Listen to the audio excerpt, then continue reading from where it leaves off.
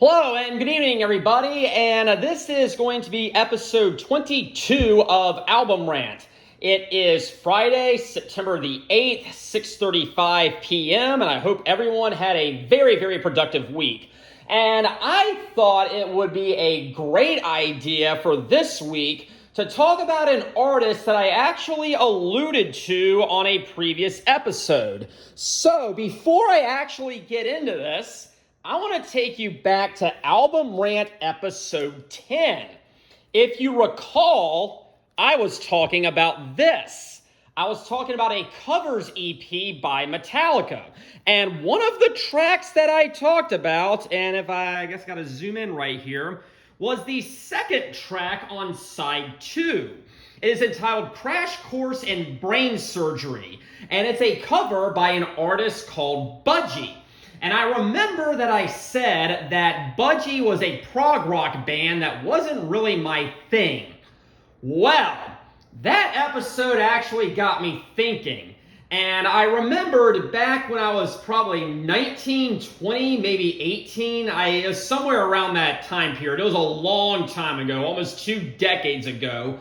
I considered buying a Budgie Greatest Hits anthology, and I never actually did it. But I got to thinking after that episode, I was like, wait, I've seen on YouTube some people praising these guys. Maybe there's something to them. So after that, I went out and I bought, and this had to be imported from Sweden, by the way, because every single item or every single edition of this on eBay was like over $100. I went out and bought that anthology that I was alluding to just a little while ago, An Ecstasy of Fumbling. And this thing absolutely blew me away. And I just was kicking myself in the butt saying, wow, I could have been listening to these guys for the past 17 years and I missed out on some great music. But I gotta say, better late than never. I mean, that's going to be the running theme throughout tonight because I really cheated myself out of some of the greatest years of my life by denying myself the absolute insanity yet brilliance of this band, Budgie. But before this point, before maybe a few months ago, I was only familiar with the songs Crash Course in Brain Surgery because it was covered by Metallica, and the song Bread Fan, which was also covered by Metallica. I heard the Budgie versions, and I just kind of left it at that, but wow, yeah. There is a lot more about these guys than just these 2 songs, and that's going to segue very nicely into what I'm going to be talking about tonight, and it's going to be their 3rd studio release, released in 1973, entitled Never Turn Your Back on a Friend. And let's go ahead and see what this thing has to offer. We have a nice little gatefold right here, and let's see what we have over here. You can see we have a track list. There's the group right there. We have Burke, Shelley on bass and lead vocals. We have Tony Bourge on lead guitar and backing vocals, and Ray Phillips on drums. This was their 3rd album, and I'm pretty sure it's the last one that Ray Phillips played the drums on. And so this is kind of the end of an era, I guess you could say, but still, these guys were really, really amazing during the 70s. Then we move over here. We have some song lyrics and some nice photos of the band. We have Burke right there. We have Tony right there. And we have Ray Phillips right over there. So let's go ahead and look at the track list if we can. So we're going to start off with side 1, and it kicks off with Bread Fan, which, as I just talked about, was one of the 2 songs that was covered by Metallica, and it was on the Harvester of Sorrow single. It was the first track off the second side, and right there, it is, Bread Fan. And it's probably not the strongest song on here, but it kicks things off very, very well. Kicks off with a nice upbeat guitar solo, and then it's got a very fast beat to it with a very slow and melodic section in the middle, much like what a lot of artists do before picking right back up and going back into the main riff and kicking things off very nicely until the end of the song. Funny story about this. Back when I was 15 or 16, I think I was 15. I was a freshman in high school, and at the time I had only heard the Metallica versions of Bread Fan and Crash Course in Brain Surgery, and I was in the locker room at a swim meet, and back at the time, nobody my age was talking about Budgie at all. And I was being a little bit naive. I kind of thought that my musical taste was what everybody else was into, but I was very, very wrong. But in the locker room, somebody had on a stereo going on. They had a stereo going on. They were playing a CD.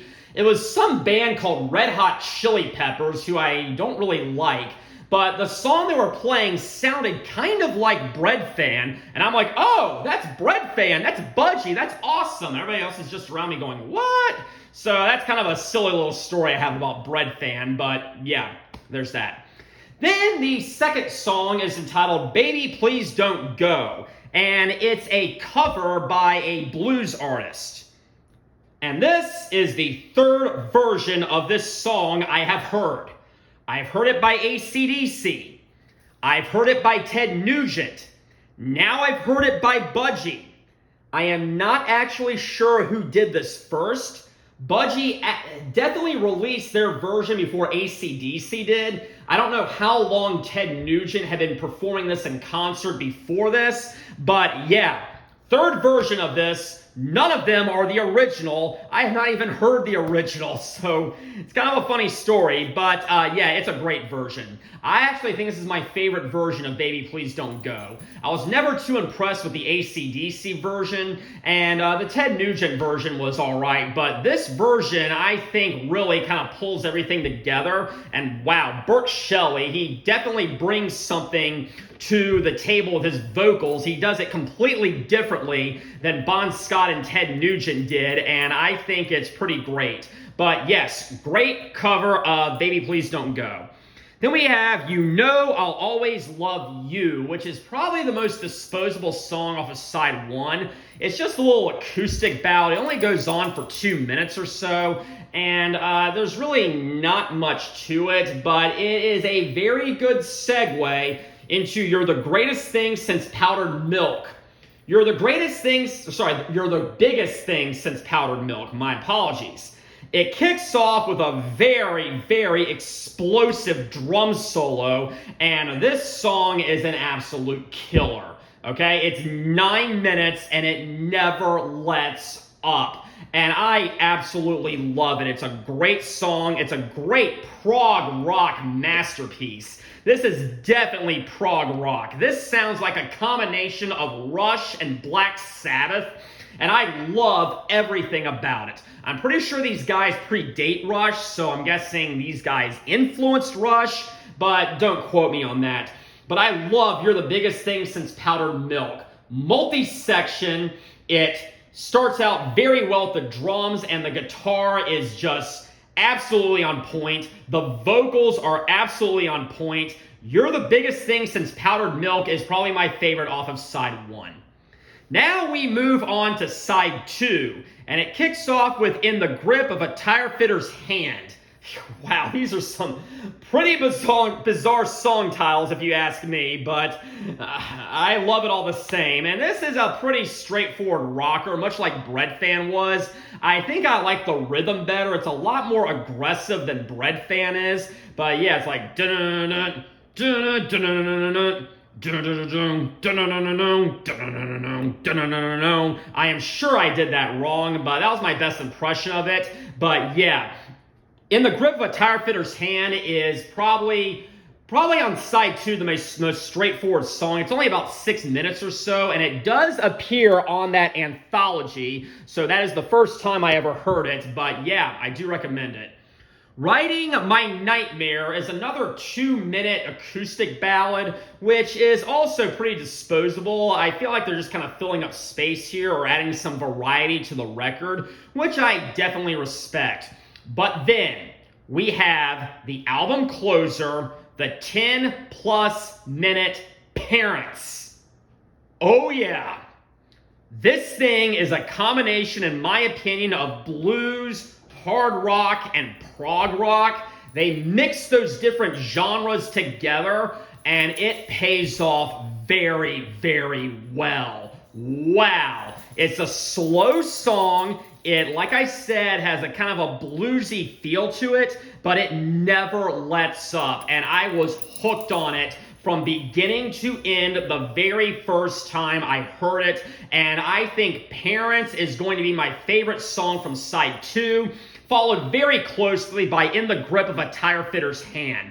But honestly, if I had to pick a favorite from the entire album, I'm probably going to give the edge to Parents. You're the Biggest Thing Since Powdered Milk is a very close second, but I think Parents actually wins in this very close competition. And so that is what that is going to be the conclusion of Never Turn Your Back on a Friend.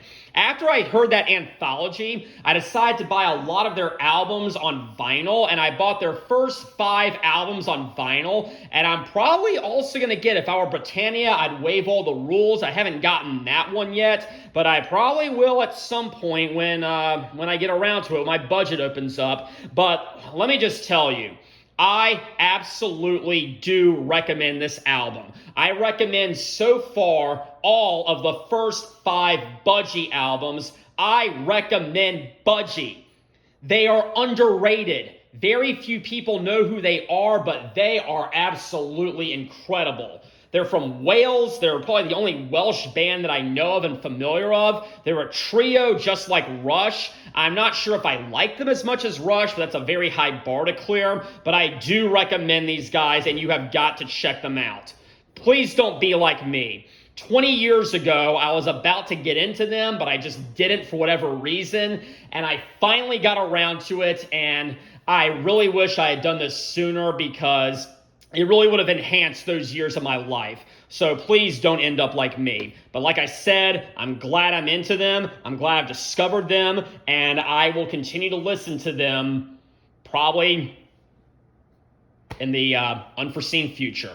So anyways, that is the end of Album Rant episode 22. Next time, we're going to take a look at an artist searching in the darkness. But until then, have a very pleasant evening.